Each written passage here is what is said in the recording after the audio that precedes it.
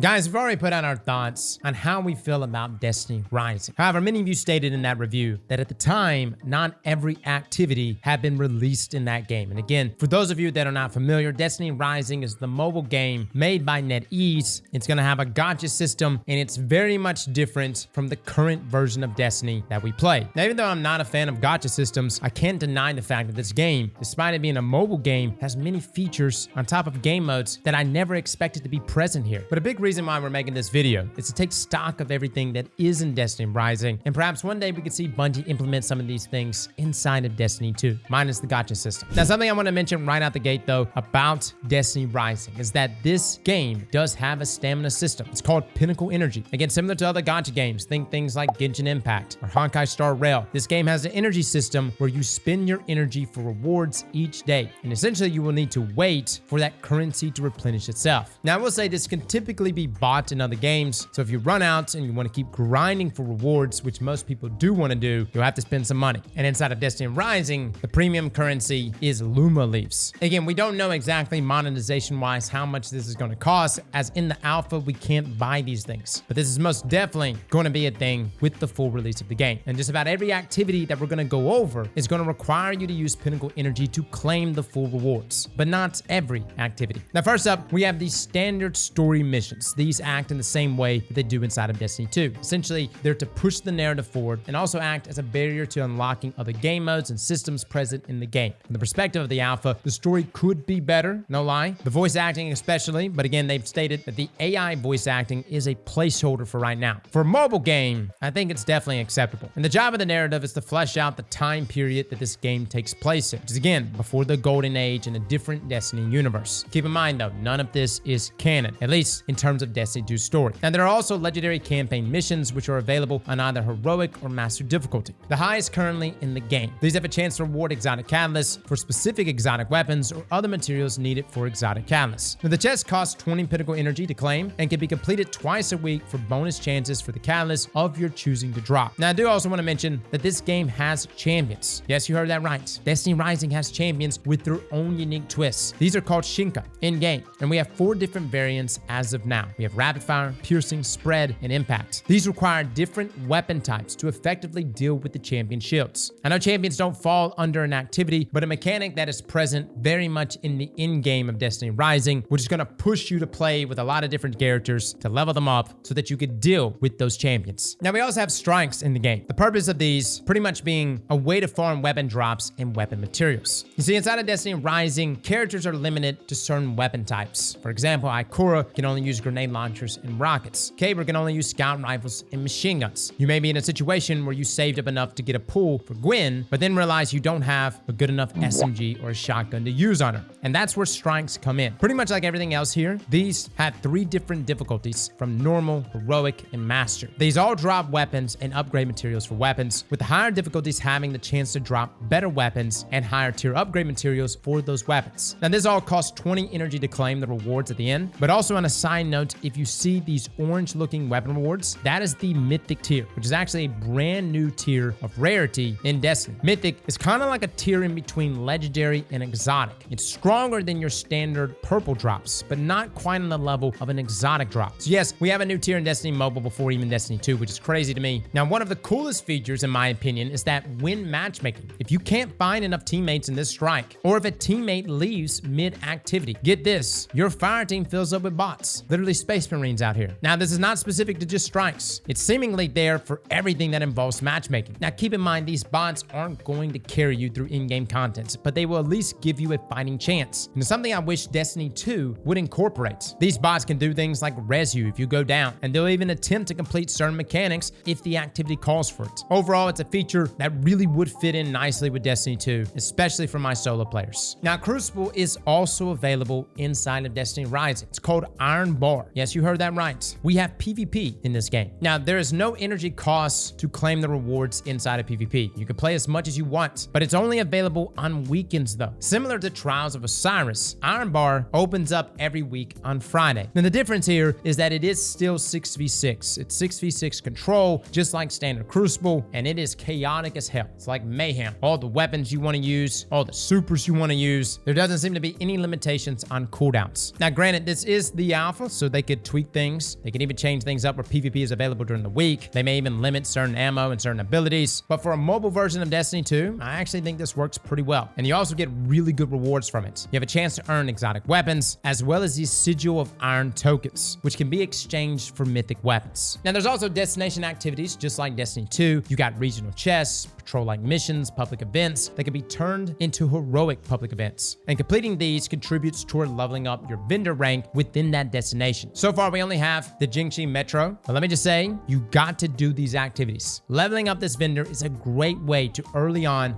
accumulate a good amount of pulls for the starter banner, as well as those Lumia leaves. Clearing out these objectives does take a bit of time. There's quite a bit for each zone, but it's definitely worth it. And it's going to tie into your quests as well. Now, something to note is that you could do all these without using any energy. However, for public events, you can opt in to use energy for more rewards, but again, it's not required. You also have 3 daily quests that you could complete for some extra currency each day. And these are extremely simple. Pretty much just boils down to go here, kill that thing, or sometimes multiple things. You also have bounties present, but these do work quite differently than what it does inside of Destiny 2. Essentially, you gain a max of 3 bounties per day, and you can only hold 9 at a time. But these bounties may be destination-specific bounties, or even require you to jump into different game modes to complete them. But they will reward you with some extra Lumia leaves, as well as character upgrade materials. Now, some other smaller activities that are present every day, but don't require any energy, are things like Shadow Shaper Duels and Sparrow Racing League. You heard that right, guys. SRL is in the game. We've been asking for this inside of Destiny 2 for years, but there are various courses that you could jump into and race against other players with your favorite Sparrow. Now, it's not nearly on the level of what it was back in D1. This is obviously very limited. The audio design for Sparrows are also just the audio from the pikes, but this rewards weapons and has a chance to drop a unique mythic sword. And it's available every day, but only at specific times. I think for Eastern Standard Time, it's somewhere between 1 p.m. and 9 p.m., but this may change depending on your region. Now, as far as like Shadow Shaper Duels, this is available between 2 p.m. and 2 a.m. Eastern every day. And this is essentially a standalone card game. I haven't spent much time playing it, but if I got any players in here that played Witcher, if you're a big fan of like Gwent, here it is, man.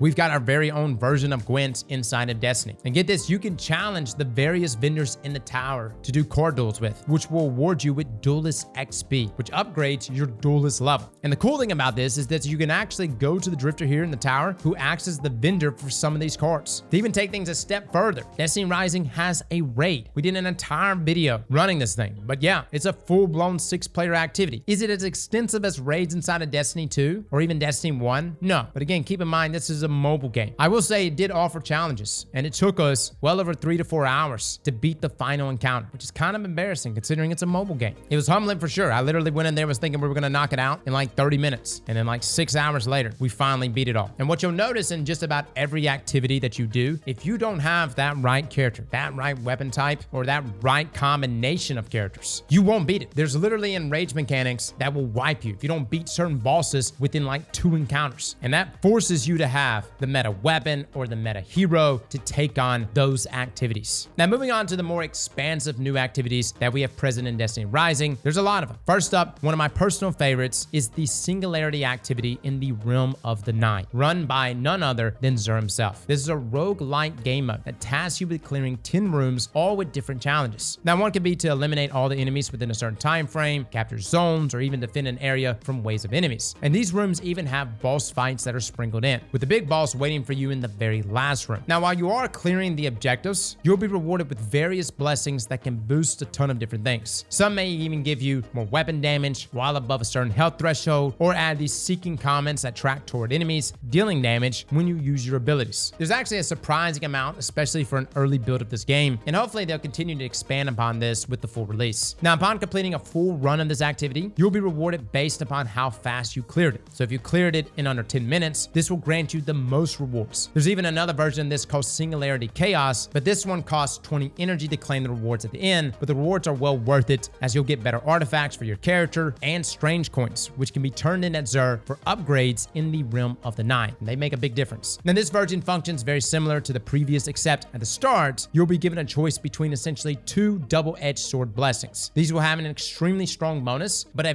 very strong downside. For example, your super recharge is here 600% faster, but you can't use any of your other abilities. Now, the overall progression of the mode is the same though. Both these modes are perfect examples of things I would love to see inside of Destiny 2. And I know we're going to be getting them more, especially with Tomb of Elders and Contest of Elders, but this is kind of just tying back into why the Coil was so successful. People are a fan of these modes, and even inside of Destiny Rising, this is arguably one of my favorite modes this game has. Next up, we have Morgran's Prey. This is literally a game mode administered by a baby Ahamkar. Now, this is a 3-person activity that tasks you and your allies with defeating enemies to accumulate points to summon a boss. And upon killing that boss, you earn rewards. Now, killing enemies is the main way to accumulate points, but how you kill them matters. There are different modifiers. They'll grant you more points for dealing with enemies in a certain kind of way. And it may be things like get kills while airborne, or kills with your super, or kills with your abilities. The list goes on. But on top of those modifiers, you'll also have these wishes that you're presented with at the start. And after each subsequent area that you clear, these will grant you additional points depending on how harsh the wish is. Usually, you'll have one not so harsh, which will give you, say, 100 additional kill points. But then you also have one that grants plus 1,000 additional kill points, but will cause elite enemies to make other enemies around them invisible or something along those lines. But in order to select the wish that you want, your team will actually vote for it. And the one with the majority vote will be applied. Let me just say, going for the most points is usually always the way to go though for this game mode. I haven't ran into a situation yet where my team was unable to complete this due to the wish selected. And upon completion, you will be presented with a chest that costs 20 energy. And you'll be rewarded with a number of materials that will allow you to enhance your character's relic, which is basically just leveling up their abilities. Now, next up, we have Legacy, another 3-player activity. And you can think of this as like Gambit minus PvP, which I know my PvP players are like, yo, that's all we ever wanted. But you go around killing enemies and picking up what are essentially motes, and then you deposit them back in the middle. Now, once your team reaches certain thresholds, this opens a portal, which will take you to a new area with more enemies and a mini boss that drops a chunk of motes. Then you exit that area and you rinse and repeat and claim your rewards. And like the other activities, these will cost 20 pinnacle energy and can be done twice a week for bonus rewards. Now, the rewards you get from this, you're gonna need, as they are required to level up your characters. There's also another game mode very similar to Gambit called Shifting Gates. Now, from the little bit of time I've played it, it's almost like Gambit, but reimagined. It's essentially where you and your team are killing enemies to collect more data, and you want to collect more data than the enemy team. But here's the twist. There are bosses you'll have to hunt down, and upon killing them, they drop a data nuclei. And whoever picks this up will then have to survive for 60 seconds against the enemy team. And upon doing so, they can then deposit that data nuclei for a hefty chunk of data. Now, this is another example of a game mode that I'm really shocked to see it work inside of a mobile version of Destiny. And I know there's like a lot of poor reception around Gambit, but this new fresh take is interesting. So much so that I would actually entertain it even inside of Destiny 2. Matter of fact, the theme in pretty much this entire video is that a lot of these game modes I would entertain inside of Destiny 2. But this takes us to the last game mode called Gauntlet Ops, more specifically Gauntlet Blitz. Now, this is the actual raid that we mentioned earlier. The main difference here is that the raid is broken up by encounters. So instead of you like loading into one activity and doing each encounter one after the other, you're instead going to see 3 different activities, indicating the 3 encounters of that given raid. Now, Gauntlet Blitz is another 6-player activity that's certainly not on the level of a raid, but it has its own challenges and its own mechanics. A lot of this is just going to come down to killing specific elite enemies. You pick up their scorch cannons, you destroy these power core things, and I would say in terms of difficulty, it's pretty much like a strike. The main difference being it's a 6-player activity rather than a 3-player activity. Now, there is one more activity I want to mention, and that's called Calamity Ops. From the little bit of time I played of it, it's the most similar to Nightfalls in Destiny 2, where essentially it's a race against the clock to get the activity completed as fast as possible. There's also specific champions or Shinka enemies that are present throughout, and you can see which are going to be present before launching, just like Nightfalls. There's also a ranking system going on here as well, but again, I'm not familiar enough to know the mode to deeply dive in it, but the main reward for Calamity Ops seems to be Luma Leaves, as you get varying amounts at each rank that you hit. You also get bonus materials for clearing this activity once a week. So fellas, those are the activities that are present in Destiny Rising. I kind of just wanted to make this video to just wrap my own head around everything that's present in this game. And it's kind of crazy considering it's a mobile game. And I'm not saying that I prefer Destiny Rising over Destiny 2. There's definitely a big difference here in terms of graphical quality and gameplay. As you can see that Destiny Rising is clearly a mobile game. But the fact that we have all these features and game modes here, and on top of that, we have things like clan housing that we can customize and add things. Dude, you want to put a dresser or a lamp or a rug log or set up some sort of Bitcoin farming, you could do that. And your entire clan can contribute to this social area. I'm not a fan of gacha systems, and I never will be a fan of them. But what I am a fan of is the different game modes and features that are present in Destiny Rising. And this is something I hope to see inside of Destiny 2 someday. And if anything, Bungie can literally just step back and gauge which one of these activities are the most popular.